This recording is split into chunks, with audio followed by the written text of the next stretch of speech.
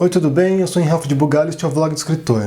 Como eu havia comentado no vídeo anterior sobre minhas leituras de fevereiro, eu resolvi dividir em alguns vídeos esse mês, porque eu estou lendo bastante coisa, então ia ficar muito livro para um vídeo só, então eu vou dividir em 3 partes. Hoje eu quero falar sobre os livros de contos e de poesia que eu estou lendo. Esse mês eu comecei lendo 2 livros de contos de brasileiros. Um deles foi o Feliz Ano Novo, do Rubem Fonseca. O conto que dá o título ao livro eu já tinha lido antes, é um conto que eu gosto, é bastante violento. Na verdade, os contos em geral desse livro são bem violentos, com uma linguagem bastante, até chula em alguns casos, mas pra mim não tem problema nenhum isso. Eu fiquei um pouco decepcionado com o livro do Rubem Fonseca, pra ser bem sincero, porque embora tenha ali uns 3, 4 contos que são muito bons no meio ali, em geral, o nível é bem baixo. Assim, eu achei contos, alguns bem bobos, na verdade. Assim, por exemplo, tem o Passeio Noturno 1 e 2, que são 2 contos diferentes, que é um cara que sai de madrugada para atropelar as pessoas. Eu achei uma bobagem total.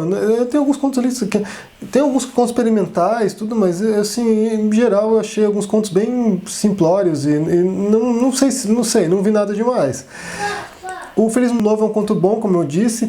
Eu gostei bastante do Agruras de um Jovem Escritor, que é a história de um escritor que é um candidato a escritor, né, um pretenso escritor que rompe com a namorada, com a pessoa com quem ele vive, e ela se suicida. Bem, não vou contar a história inteira, mas é um conto bem legal, assim, bem divertido, bem inteligente. Teve um outro que eu gostei bastante, que é Corações Solitários, que é uma história de um repórter de um jornaleco aí que é demitido e vai trabalhar numa revista, num folhetim feminino, sei lá, é um jornal feminino. Ele vai trabalhar na seção de cartas do jornal e eles não recebem carta nenhuma, então ele tem que criar as cartas.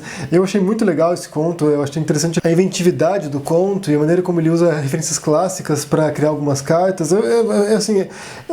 Certamente é um grande escritor, eu não estou pondo isso em dúvida, mas nessa antologia em particular eu achei bastante desigual e alguns contos são bons, outros são medianos e alguns são bem ruins. Outro desses livros foi O Laço de Família, da Clarice Lispector.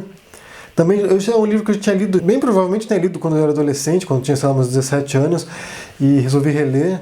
Tem alguns contos bastante clássicos ali, bastante conhecidos, entre eles Uma Galinha, que é um conto fenomenal, e também Feliz Aniversário, que é a história de uma octogenária que está fazendo aniversário e reúne a família inteira para isso, e todos os conflitos familiares e as mágoas. Assim, é um conto fantástico. Ele foi até adaptado no Brasil para televisão com a Dercy Gonçalves no papel da matriarca.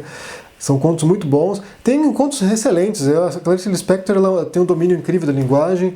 Alguns contos são mais monótonos. No geral, nos textos da Clarice Lispector não acontece muita coisa, né? São mais dramas familiares e angústias e alguns tipos de conflitos interpessoais. Não há grandes reviravoltas, não há tragédias, mas são contos muito bons. Como eu diria, eu destacaria nessa antologia, eu destacaria Uma Galinha e O Feliz Aniversário. Talvez eu incluiria A Menor Mulher do Mundo, que é a história de uma pigmeia, uma mulher africana que é minúscula e está grávida e aparece na capa do jornal e o conto vai saltando de pessoa a pessoa que está lendo a notícia no jornal. Assim, achei bastante inovador e bastante diferente. Então esses são os 2 primeiros livros que eu li esse mês. Depois eu comecei a ler um outro livro de contos que é da escritora americana Flannery O'Connor. Esse aqui é o The Complete Stories of Flannery O'Connor, é um livro com todos os contos dela. Essa é uma autora muito popular nos Estados Unidos, ela é uma das grandes referências no gênero de conto. Nesse livro ele vai por ordem cronológica, então começa com os primeiros contos e vai indo até os mais recentes. Ela morreu bastante jovem, na verdade, então ela não se sabe o que mais ela produziria de bom. Os primeiros contos são muito bons, só que eu empaquei num conto bastante longo, é um conto com várias páginas, e eu tenho uma certa dificuldade para ler contos muito longos. Tem que criar um pouco de coragem para mim, assim, contos bons, se você lê em 5, 10 minutos no máximo, e esse conto é bem longo, então eu empaquei, eu devo estar no comecinho, devo estar lá no, sei lá, um terço do livro lido, mas eu gostei bastante do estilo dela. Ela aborda muito a questão do preconceito racial, porque ela é do sul dos Estados Unidos e os contos são ambientados antes da luta por direitos civis nos Estados Unidos, então tem muita questão racial, a discriminação, um anseio por mudança ou um anseio por não mudar, então é muito bom. Além desses aí, eu li um conto do Dalton Trevisan, que é o Ritinha Ritona. É um conto bastante curto do Dalton Trevisan, tem um estilo bem clássico dele. É meio que uma ninfeta que arrasa corações e ela vai crescendo e se apaixona por um cara que é totalmente diferente dela e começa a meio que reprimir o comportamento dela. É legal, é curtinho, é um conto que você lê numa sentada rápida, então é muito bom. E também estou lendo Os 100 Melhores Contos Brasileiros do Século, que é uma coletânea reunida pelo Ítalo Morricone. Esse livro eu estou fascinado porque, como eu disse, são 100 contos, né? 100 melhores contos do século, entre 1900 e o ano 2000.